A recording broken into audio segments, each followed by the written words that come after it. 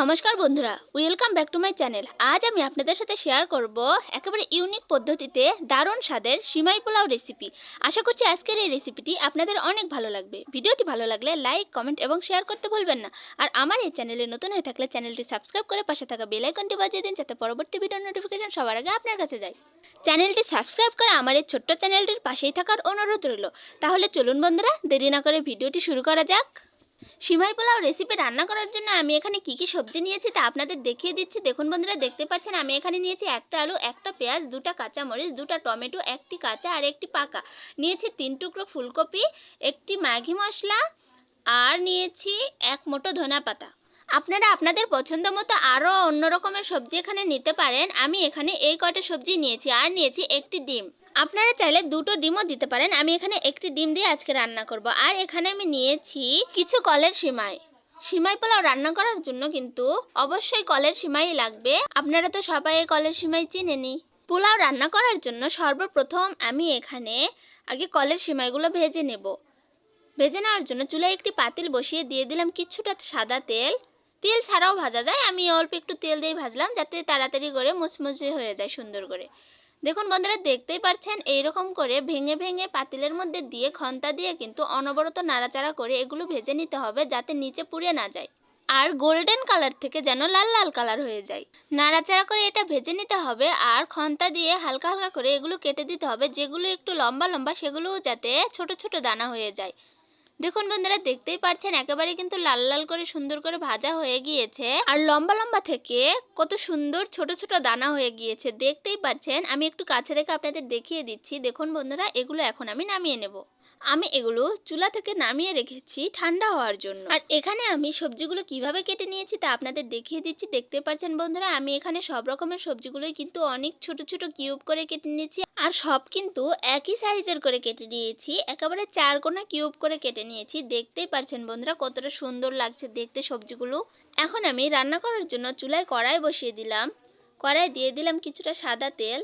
তেল গরম হয়ে গিয়েছে, এখন দিলাম 1 চামচ লবণ আর একটুখানি হলুদ। দিয়ে দিলাম ডিম। ডিমটা আমি এখন সুন্দর করে ভেজে টুকরো টুকরো করে কেটে নিচ্ছি। আমরা ডিম দিয়ে যাই রান্না করি না কেন, পাস্তা, নুডলস বা এই সিমাই পোলাও, ডিমটা কিন্তু এভাবে ভেজে দিলেই বেশি মজা লাগে। দেখুন বন্ধুরা, দেখতেই পাচ্ছেন আমি অনেক ছোট ছোট করে ডিমটা মুচমুচে করে ভেজে নিয়েছি আর একটি বাটিতে তুলে রেখেছি। এখন আমি ওই কড়াইয়ে দিয়ে দিয়েছি আরও কিছুটা তেল। এখন তেলের মধ্যে দিয়ে দিলাম কিছুটা গোটা জিরে, তেজপাতা আর শুকনো মরিচ। এখন এই ফোড়নগুলো ফুটে গেলে আমি দিয়ে দিলাম ফুলকপি আর আলুগুলো। ফুলকপি আর আলুগুলো আমি একটু আগে দিয়ে দিলাম, কারণ এগুলো একটু ভাজা ভাজা না হলে ভালো লাগবে না। ফুলকপির যে একটা গন্ধ আছে, এই গন্ধটা যাতে চলে যায়। আমি এর মধ্যে এখন দিয়ে দিলাম কিউব করা পেঁয়াজ আর মরিচ। এখন আবারও সুন্দর করে নাড়াচাড়া করে দিচ্ছি। এখন দিয়ে দিচ্ছি স্বাদমতো লবণ আর পরিমাণ মতো হলুদ। এখন আবারও ভালোভাবে নাড়াচাড়া করে দিব, যাতে লবণ আর হলুদ সবজির সঙ্গে ভালোভাবে মিশে যায়। দেখুন বন্ধুরা, দেখতেই পাচ্ছেন আমি লবণ হলুদ দিয়ে এগুলো 2 মিনিটের মতো ভাজা ভাজা করে নিয়েছি। এখন এর মধ্যে আমি দিয়ে দিলাম কাঁচা টমেটোগুলো। এখন আবারও 1 মিনিটের মতো নাড়াচাড়া করে ভালো করে ভেজে নেব। বন্ধুরা, সব সবজি কিন্তু আমি এর মধ্যে একবারে দিয়ে দিতে পারবো না, কারণ টমেটোর যে রস আছে এই রস বের হলে কিন্তু এই ফুলকপি আলু এগুলো কিছুই ভাজা ভাজা করা যাবে না। তাই আমি এগুলো এক এক করে দিয়ে দেবো। আর কাঁচা টমেটোর যেহেতু রস কম, তাই আমি একটু আগেই দিয়ে দিয়েছি। কাঁচা টমেটো দিয়ে দেওয়ার পরে 2 মিনিটের মতো ভালো করে ভাজা ভাজা করে নিয়েছি। তারপরে দিয়ে দিয়েছি পাকা টমেটোগুলো। পাকা টমেটো দিয়ে দেওয়ার পরেও আমি 1 মিনিটের মতো ভালো করে ভাজা ভাজা করে নেব। আমি খন্তার সাহায্যে সবজিগুলি একটু কেটে কেটে দেখছি আসলে সিদ্ধ হয়েছে কিনা। আর নতুন আলু যেহেতু, আলুগুলো সিদ্ধ হয়ে গিয়েছে আর ফুলকপিগুলোও সিদ্ধ হয়ে গিয়েছে, আগে ভাজা ভাজা করে নিয়েছিলাম। আর টমেটো তো এমনিতেই সিদ্ধ হয়ে যায়।